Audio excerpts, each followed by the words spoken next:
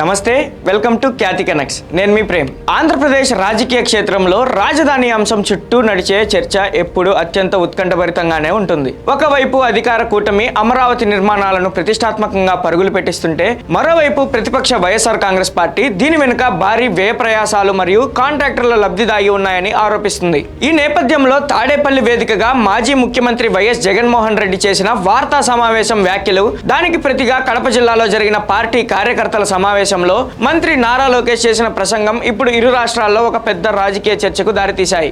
జగన్ ప్రతిపాదించిన మావిగన్ కారిడార్ ఆచరణ సాధ్యమేనని ప్రతిపక్షం వాదిస్తుంటే, గతంలో 3 రాజధానులు విశాఖ ప్రణాళికలు విఫలమవడంతోనే ప్రజలను భ్రమల్లో ముంచడానికి ఈ కొత్త ప్రతిపాదనలు తెస్తున్నారని అధికార పక్షం కౌంటర్ ఇస్తుంది.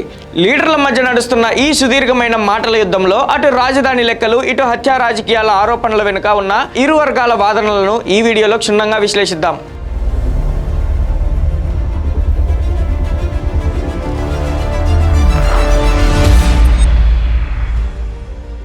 తాడేపల్లి వార్తా సమావేశం సాక్షిగా ప్రతిపక్ష నేత వైఎస్ జగన్మోహన్ రెడ్డి అమరావతి నిర్మాణ వ్యయంపై తీవ్రమైన ఆరోపణలు గుప్పించారు.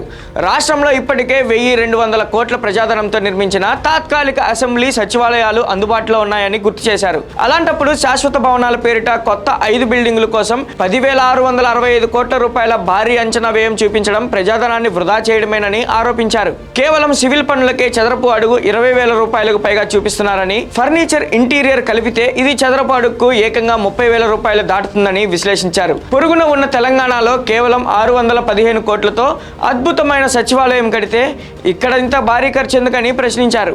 ఈ అడ్డగోలు వ్యయానికి ప్రత్యామ్నాయంగా తాము అన్ని వస్తువులు ఉన్న మావిగన్ అంటే మచిలీపట్నం, విజయవాడ, గుంటూరు కారిడార్ను ప్రతిపాదిస్తున్నామని చెప్పారు. మచిలీపట్నం నుంచి విజయవాడ మీదుగా గుంటూరు వరకు ఉన్న 100 కిలోమీటర్ల జాతీయ రహదారి ఇరువైపులా రాజధాని భవనాలు నిర్మిస్తే కేవలం 10% ఖర్చుతోనే 1,90,000 కోట్ల ప్రజాధనం ఆదా అవుతుందని లెక్కలు చూపారు. ఈ మావిగన్ ప్రత్యామ్నాయాన్ని తట్టుకోలేకనే చంద్రబాబు నాయుడు, ఆయన మంత్రులు ఇష్టం వచ్చినట్టు మాట్లాడుతున్నారని, నిద్దట్లో మావిగన్ గుర్తొచ్చినా చంద్రబాబుకు రక్తపోటు పెరిగి గుండాగిపోతుందంటూ జగన్ సంచలన వ్యాఖ్యలు చేశారు.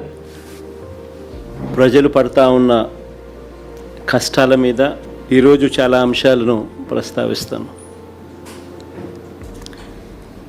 ప్రజలు నిజంగా ఈరోజు తమ బ్రతుకు బండిని నడపడానికి అష్ట కష్టాలు పడతా ఉన్న పరిస్థితుల మధ్య ప్రజల బాగోగులను గాలికి వదిలేసి తామిచ్చిన హామీలను వెన్నుపోటు పొడిచి రాష్ట్రంలో ఎక్కడ చూసినా కూడా దారుణమైన పొరపాటున చంద్రబాబు నాయుడు గారికి ఎవరైనా కూడా నిద్రలో మావిగన్ అని అన్నారంటే చాలు, బహుశా గుండాకి చనిపోతాడు.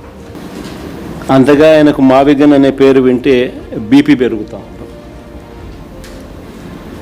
ఎప్పుడన్నా మీరైనా పొరపాటున అనండి, ఎప్పుడైనా మావిగన్ గురించి మీ కమెంట్స్ ఏంటి సార్ అని. గుండె ఆగిపోకపోతే అదృష్టము, మిమ్మల్ని తిట్టకపోతే, వెంటనే మీ మీద బ్లాస్ట్ చేయకపోతే.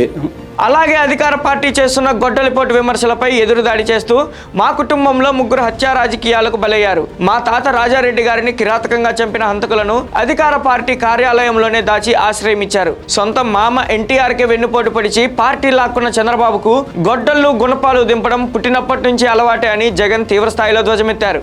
జగన్ చేసిన ఈ తీవ్ర వ్యాఖ్యలకు కూటమి ప్రభుత్వం తరపున మంత్రి నారా లోకేష్ కడప వేదికగా అత్యంత గట్టిగా కౌంటర్ ఇచ్చారు. అధికార పక్షం మరియు అధికార పార్టీకి చెందిన పలువురు ప్రముఖ నాయకుల అభిప్రాయం ప్రకారం రాజధాని విషయంలో వైఎస్ జగన్మోహన్ రెడ్డి మళ్లీ ప్రజలను తప్పుదోవ పట్టించే తప్పుడు దిశలోనే ప్రయాణిస్తున్నారని విమర్శించారు. 2019లో అధికారంలోకి రాగానే 3 రాజధానులంటూ ఒక పెద్ద నాటకం ఆడారని, చట్టపరంగా, పరిపాలనా పరంగా అది క్షేత్రస్థాయిలో పూర్తి స్థాయిలో విఫలమైందని గుర్తు చేశారు. ఆ తర్వాత 5 ఏళ్ల పాటు విశాఖపట్నం కార్యనిర్వాహక రాజధాని అంటూ ప్రతి నెల గడువులు మార్చారని, ఋషికొండపై 100 కోట్ల ప్రజాధనంతో ప్యాలెస్లు కట్టుకోవడం తప్ప విశాఖకు ప్రతిపక్ష పార్టీ చేసింది ఏమీ లేదని ఎండగట్టారు. గత ఎన్నికల్లో రాష్ట్ర ప్రజలు ఆ 3 రాజధానుల విధానాన్ని తరిమికొట్టి కేవలం 11 స్థానాలకే పరిమితం చేసిన జగన్ కు బుద్ధి రాలేదని మండిపడ్డారు. ఇప్పుడు ప్రతిపక్షంలో కూర్చొని ప్రజలను మళ్లీ భ్రమల్లో ముంచడానికి మావిగన్ అనే సరికొత్త ఊహాజనిత ప్రతిపాదన తెరపైకి తెచ్చారని, 5 ఏళ్ల పాటు అధికారంలో ఉన్నప్పుడు ఈ మావిగన్ కాన్సెప్ట్ జగన్ రెడ్డికి ఎందుకు గుర్తు రాలేదని అధికార పక్ష నేతలు సూటిగా ప్రశ్నిస్తున్నారు. రాజధాని వివాదంతో పాటు చంద్రబాబు నాయుడు మరణాన్ని ప్రస్తావిస్తూ జగన్ చేసిన వ్యాఖ్యలపై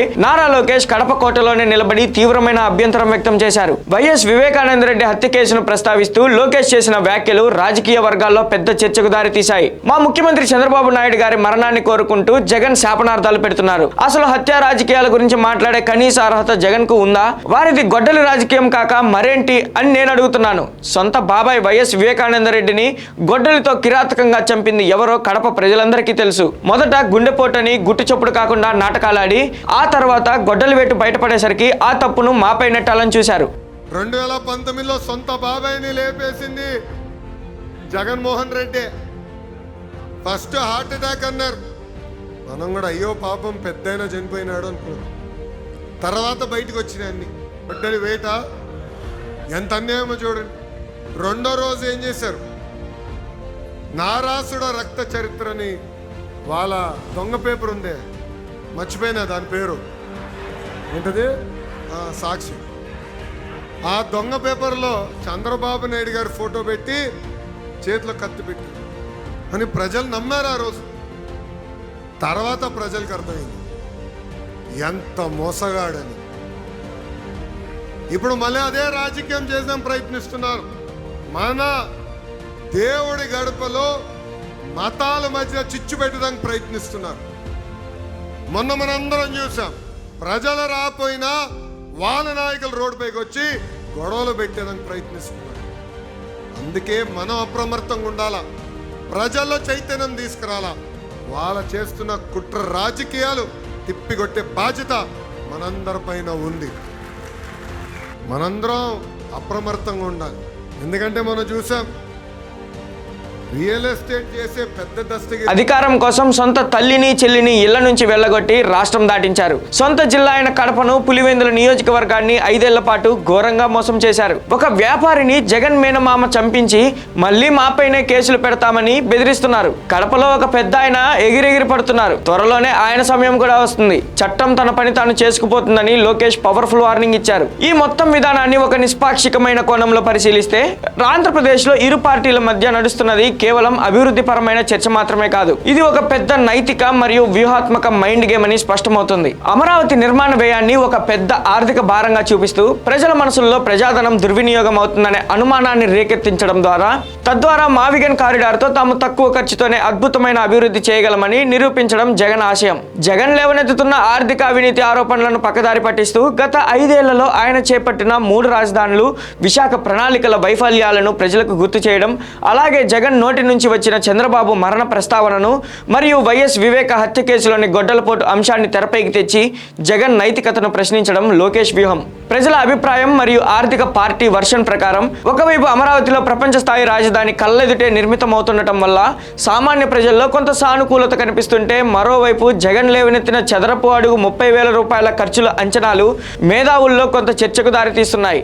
ఏది ఏమైనప్పటికీ పరస్పరం తాతల బాబాయిల హత్య రాజకీయాలను గుర్తు చేసుకోవడం వల్ల రాజకీయాల్లో సంస్కృతి మరింత దిగజారుతుందనే ఆందోళన సామాన్య జనంలో వ్యక్తమవుతుంది. అమరావతి 5 టవర్ల ఖర్చులపై జగన్ చేసిన ఆరోపణలు మరియు దానికి ప్రతిగా 3 రాజధానుల వైఫల్యాలను ఎండగడుతూ విమర్శలు గుప్పించిన లోకేష్ కౌంటర్లు రాబోయే రోజుల్లో ఆంధ్రప్రదేశ్ రాజకీయాలను మరింత ఉత్కంఠభరితంగా మార్చడం ఖాయం. ఒకవైపు అభివృద్ధి ప్రత్యామ్నాయ రాజధాని వాదన, మరోవైపు కుటుంబ రాజకీయాలు, హత్య రాజకీయాల సవాళ్లు. ఈ రెండింటిలో ఏ వాదన వైపు ప్రజలు మొగ్గు చూపుతారనేది కాలమే సమాధానం చెప్పాలి. తాడేపల్లి వార్తా సమావేశంలో జగన్ చేసిన వ్యాఖ్యలపై మరియు కడప గడ్డపై నిలబడి నారా లోకేష్ ఇచ్చిన ఈ రివర్స్ అటాక్ పై మీ అభిప్రాయాన్ని కామెంట్స్ లో తప్పకుండా తెలియజేయండి. ఈ నిష్పాక్షికమైన జర్నలిస్ట్ పొలిటికల్ విశ్లేషణ వీడియో మీకు నచ్చినట్లయితే రాష్ట్ర ప్రజలందరికీ షేర్ చేయండి. మన ఛానల్ని సబ్స్క్రైబ్ చేసుకోవడం మర్చిపోకండి. మరో హాట్ అప్డేట్తో మళ్ళీ కలుద్దాం. జై హింద్.